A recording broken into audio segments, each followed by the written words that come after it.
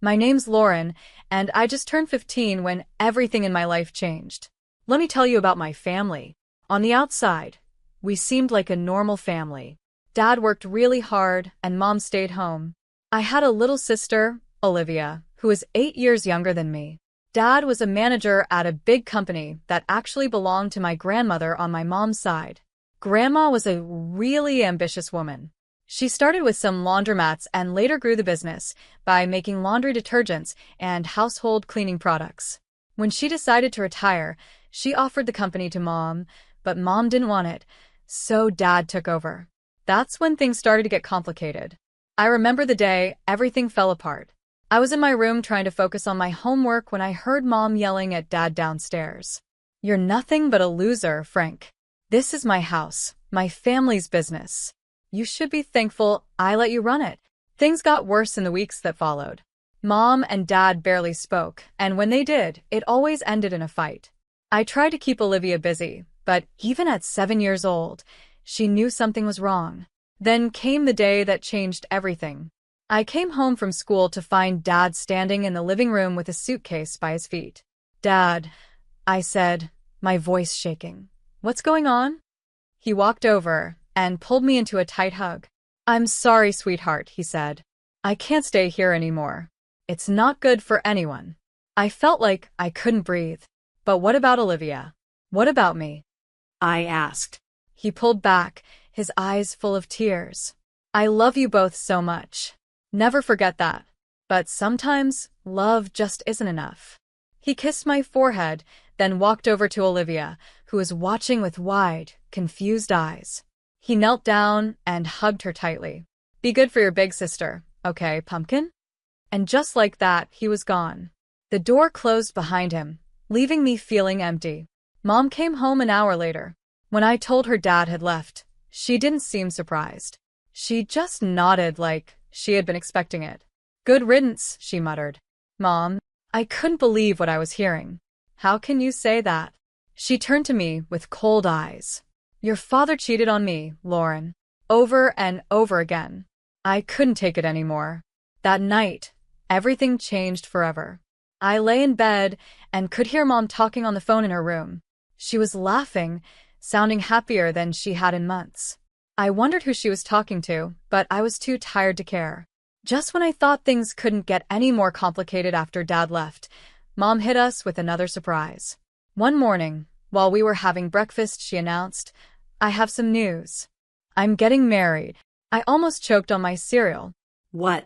"Mom, Dad's only been gone for 3 months." She waved her hand like it was no big deal. "Sometimes true love happens unexpectedly, Lauren.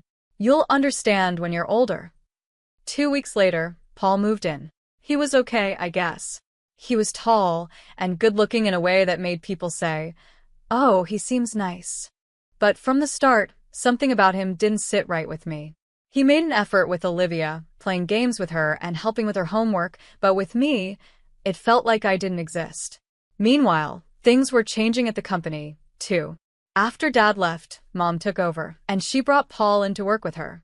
They seemed to work well together, always talking about business plans. I tried to focus on my own life, school, friends, and the usual teenage stuff, but it was hard to shake the feeling that I was becoming invisible in my own family.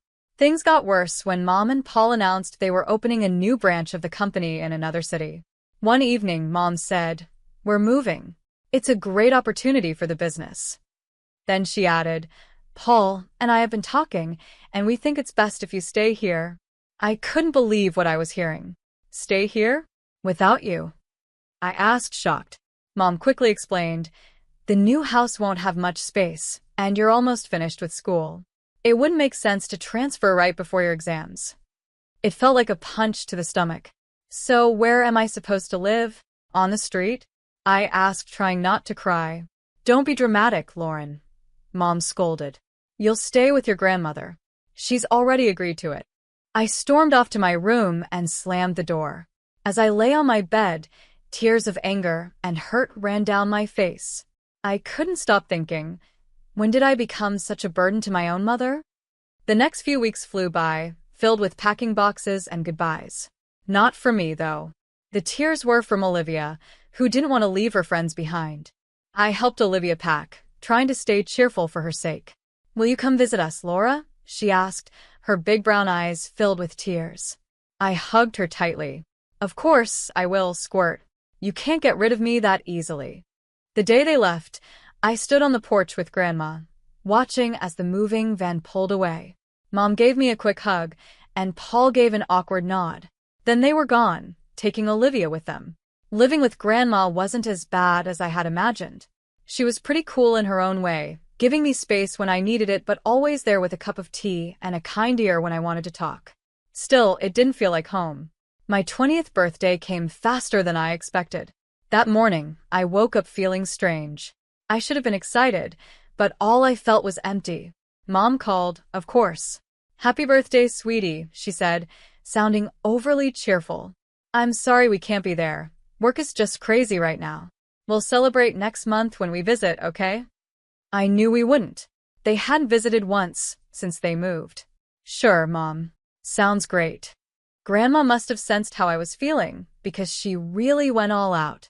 She let me invite a few friends over, ordered my favorite food, and even baked a cake herself.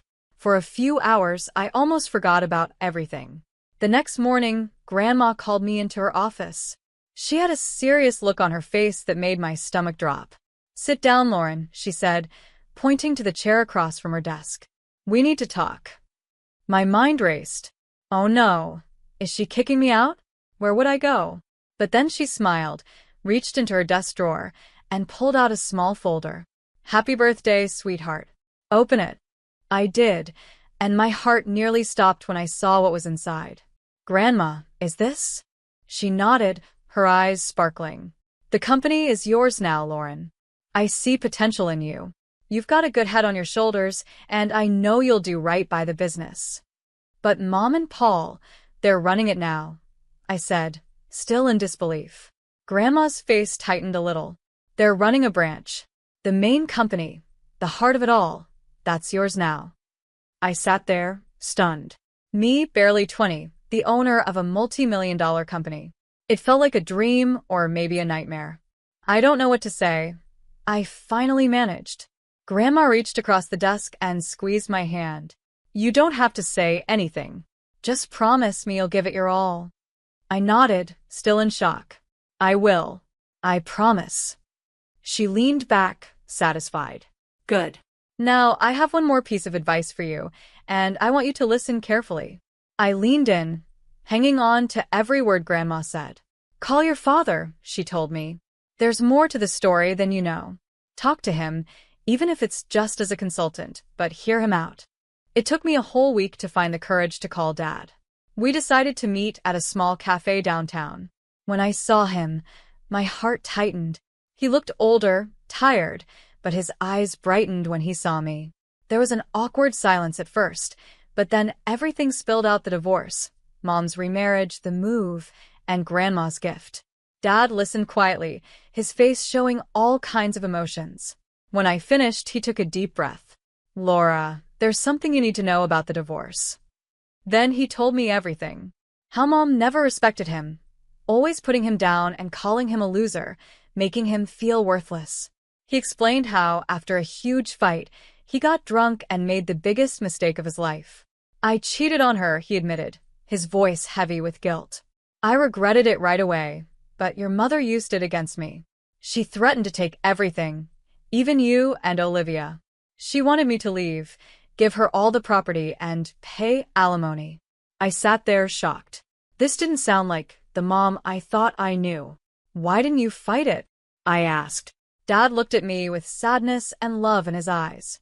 Because of you and Olivia. I didn't want you both to go through a messy, public divorce. I thought this would be easier.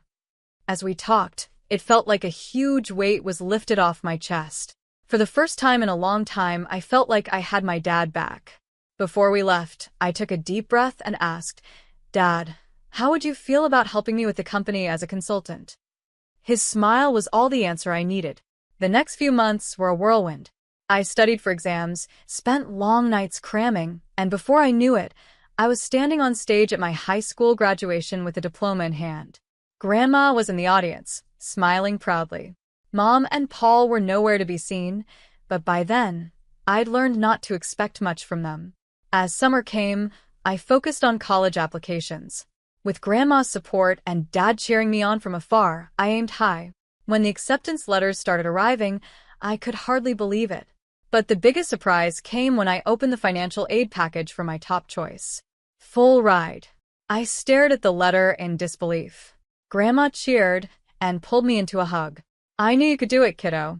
All those late nights and competitions paid off. I decided to major in business management. It seemed like the smart choice, especially now that I had the company to think about. I now had a company to run, and the idea still felt unreal, but I was determined to make Grandma proud. To celebrate my college acceptance, Grandma decided to throw a small party, just the two of us. We got some fancy takeout, and a bottle of sparkling cider. Grandma wasn't about to let me drink champagne, even though I was an adult now. We were halfway through dinner when the doorbell rang. Grandma frowned, clearly not expecting anyone. "I'll get it," I said, putting down my fork. When I opened the door, my stomach sank. There stood my mother and Paul, looking annoyed and impatient. Before I could say anything, they pushed past me into the house. Mom didn't waste time on greetings. "Mother, we need to talk about the company. Now."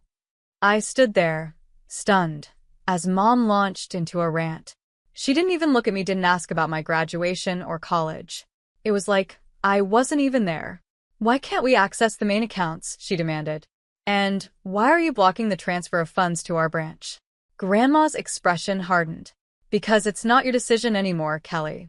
The company belongs to Lauren now. She's the one who will decide its future and manage its finances." The room went silent. I could feel the tension hanging in the air. After Grandma's words, I saw a wave of emotions cross Mom's face. First shock, then anger, and finally, something calculating. Suddenly, her whole attitude shifted. "Lauren, sweetheart," she said, her voice dripping with fake kindness. "I've missed you so much. Why don't you come live with us?" I blinked, caught off guard by this sudden change. Mom stepped closer, reaching out like she wanted to touch my arm. Instinctively, I stepped back. "We've settled so nicely in the new city. We have a beautiful house, and there's a room just for you. We could set up a desk and get you a new computer for your studies and work." "No, Mom," I said firmly. "I'm happy here.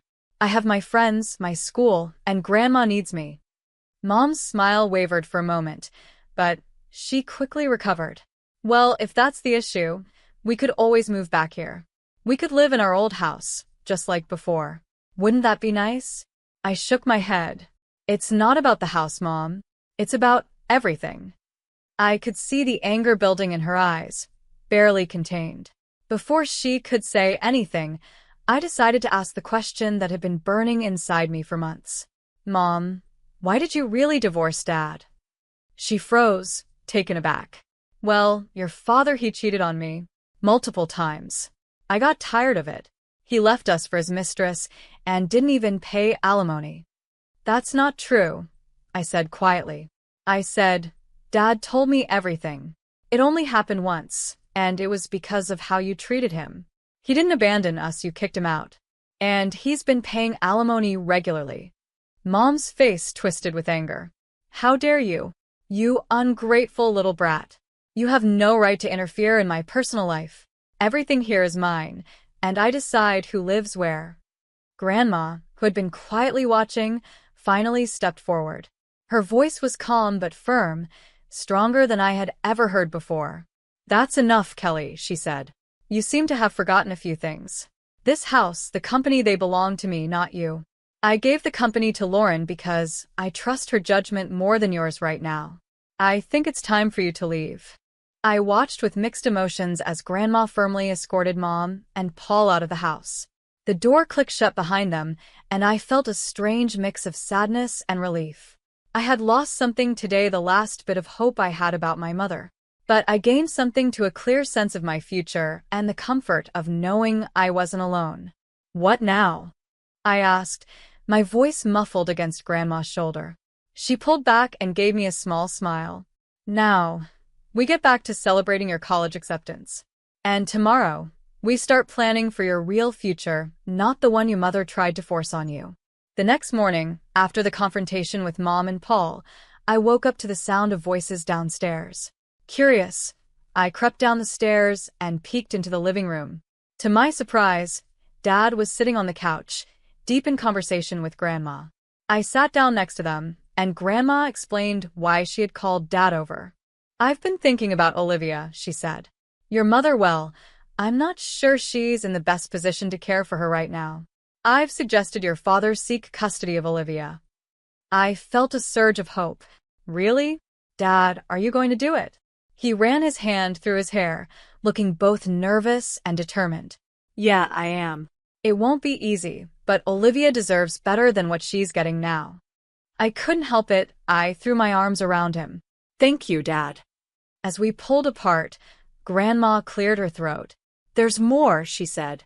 "I've hired a private investigator to look into your mother and Paul's affairs." Over the next few weeks, life settled into a strange, new rhythm. I started my college classes, diving into my studies with a focus I had never felt before. Dad started coming over regularly, and we worked on fixing our relationship. It felt good to have him back in my life. Then, about 2 weeks after that conversation, Grandma called us both over. Her face was serious as we sat down. "The investigator's report came in," she said, getting straight to the point. "And it's worse than we thought." She laid out the facts, each one hitting me like a punch. Mom had been cheating on Dad for years, long before the divorce. Her affair with Paul had started while she was still married to Dad. There were hotel receipts, records of expensive gifts, all of it painting a clear picture. But that wasn't even the worst part. "Paul is a con man," Grandma said, her voice firm. "He's done this before. He charms wealthy women, convinces them to move their money, and then runs off with it." I felt sick. "So, when they wanted to move the company's money," Grandma nodded. "Exactly. He was planning to steal it and disappear."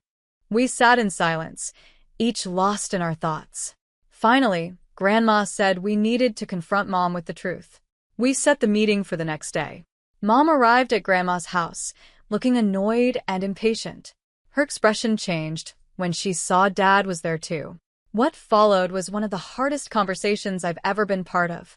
Grandma laid out all the evidence: the affair, Paul's history of fraud, and his plan to steal from the company. With each piece of information, I watched Mom's face, hoping to see some guilt or understanding. But all I saw was denial. "This is ridiculous," Mom said, sounding defensive. "Paul loves me. He would never do that. You're all just jealous of our happiness." Dad tried to reason with her. "Kelly, please look at the facts. Think about Olivia. Is this the kind of man you want around our daughter?" But Mom wouldn't listen. She stood up, her face red with anger. "I don't have to listen to this. Paul is a good man, and I trust him completely. You're all just trying to ruin my life." With that, she stormed out, slamming the door behind her. As we sat there, I realized something: this wasn't the end. It was just the beginning of a long, hard battle. But looking at Dad and Grandma, I knew I wasn't facing it alone. The next few months were a whirlwind of legal battles and emotional ups and downs. With Grandma's strong support and her legal expertise, Dad filed for custody of Olivia. I tried to stay focused on my studies, but it was hard not to get distracted by everything happening around me. The day of the custody hearing came, and I insisted on being there. The whole thing was tough. Mom's lawyer tried to make Dad look like he wasn't involved in our lives, but our lawyer was ready. He showed proof of Dad's regular alimony payments, how he had tried to keep in touch with us, and the stable life he had now. Then came the big shock. The private investigators' report about Paul's criminal past and their plan to steal from the company. I watched Mom's face as the truth came out first. She looked shocked, then angry, and finally, lost. For a moment, I almost felt sorry for her. Almost. When the judge gave full custody of Olivia to Dad, I felt a mix of emotions: relief that Olivia would be safe, but also sadness that it had come to this. As we left the courthouse, Olivia in Dad's arms, Mom approached us. "This isn't over," she hissed, her eyes full of anger. Grandma stepped in between us. "Yes, Kelly, it is. Go home." Things only got worse for Mom after that. The judge ordered her to pay child support to Dad for Olivia. It was a huge shock for her, since she'd always thought she'd be the one receiving support, not paying it. I threw myself into my studies and learning more about the company, trying to stay away from the family drama. But I couldn't help feeling a bit satisfied when I heard that Paul had left Mom, running off with another woman and a large chunk of Mom's personal savings. One evening in autumn, Dad called me. His voice was tense with emotion. "Your mother showed up at my place today," he said. "She wants to make up, said she made a mistake, and wants us to be a family again." My heart tightened. Part of me, a small part, wanted him to say yes, wanted things to go back to how they used to be. But I knew better now. We'd all been through too much. "I told her no," Dad said firmly. "I told her that ship sailed a long time ago and that I wouldn't put you or Olivia through that again." I let out a breath. I didn't realize I was holding. "Good," I said, surprised at how strong my voice sounded. "You deserve better, Dad. We all do." There was a pause, and then Dad spoke again. I could hear him smiling. "When did you get so wise, Laura?" I laughed, feeling lighter than I had in a long time. "I learned from the best." After I hung up the phone, I looked around my room at Grandma's house. My textbooks were scattered across the desk next to a stack of company reports, and photos of me with Dad and Olivia smiled back from the bulletin board. This wasn't the life I imagined a year ago. It wasn't perfect, there was still a lot to figure out and plenty of challenges ahead, but it was real. It was mine. I thought about Mom, now alone after all her plans and manipulations. I felt a little pity, but it was mostly replaced by a sense of justice. She made her choices, and now she had to deal with the consequences. As for me, I had a family that loved me, a company to run, and a future full of possibilities. It wasn't the path I expected, but standing at the start of my new life, I realized something important. Time flew by as I balanced college and managing a multi-million-dollar company. Before I knew it, I was halfway through my degree, buried in textbooks and financial reports. The weekdays were filled with lectures and late-night study sessions, but the weekends were sacred. Every Sunday, I packed my bag and headed home to Dad and Olivia. The moment I walked in, Olivia would run to me, yelling, "Laura," and tackle me with a hug.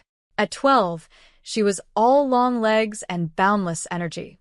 Dad would step out of the kitchen, usually wearing an apron, just in time for dinner.